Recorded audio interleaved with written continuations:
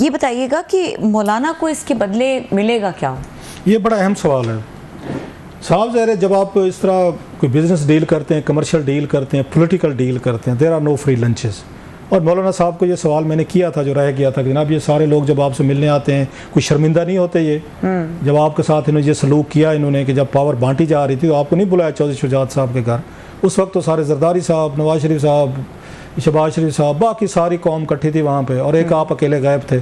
मतलब वो चोरी खाने वाले मजनू इकट्ठे हो गए थे। तो मौलाना साहब इससे मुस्कुराए, उन्हें ये बात उन्होंने मैंने पहले जो मैंने कहा कि मैंने आपका क्लिप देखा है, थैंक यू वेरी मच। कहता मैं क्या इनको जितलाऊँ और क्या इनको बातें करूँ। उन्होंने खैर फिर ये हज़रत यूसुफ अलैहिस्सलाम का उन्होंने जो कुरान पाक में किस्सा है वो सुनाया उन्होंने कि उनका भाइयों का क्या सलूक था और हज़रत यूसुफ ने फिर अपने भाइयों के साथ क्या सलूक किया। सो उनका कहने का मतलब ये था कि उन्होंने भी अपने कोई भाइयों को शर्मिंदा नहीं किया था। वहाँ से हम अगर हम पैरवी करें, जो क्लू लें, तो मैंने भी उनको शर्मिंदा नहीं किया। बस ठीक है, वो लंबा पूरा किस्सा सुनाया उन्होंने जो कि बड़ा रेलिवेंट भी था, बड़ा मतलब always it inspires all of us. तो उस पर उन्होंने यही कहा बस ठीक है, उन्होंने कहा जाते हैं, करनी पड़ती है, मेहमान नवाजी है, घर बार ये वो सारी। नो कमिंग टू यू, आपका पॉइंट मौलाना साहब यकीनी तौर पर कुछ मौलाना साहब को आपको शेयर देना पड़ेगा पावर में।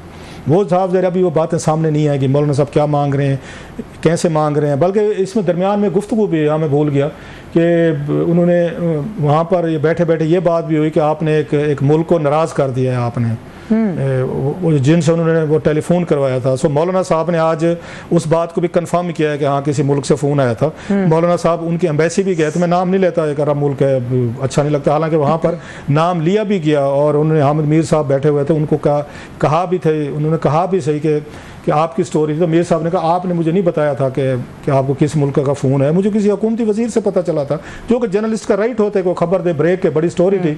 तो वो ये कहते हैं कि जनाब कि मैं वहाँ पर उस एम्बेसी में गया भी था।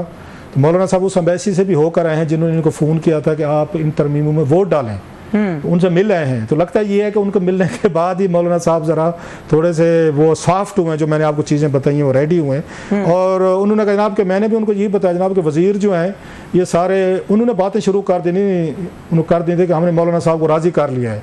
सो मौलाना साहब ने इस बात की तस्दीक की कि उनको टेलीफोन आया है और वो उस अरब मुल्क की एम्बेसी से भी होकर आए हैं, मिल कर आए हैं, ये बात आज उन्होंने बताई है।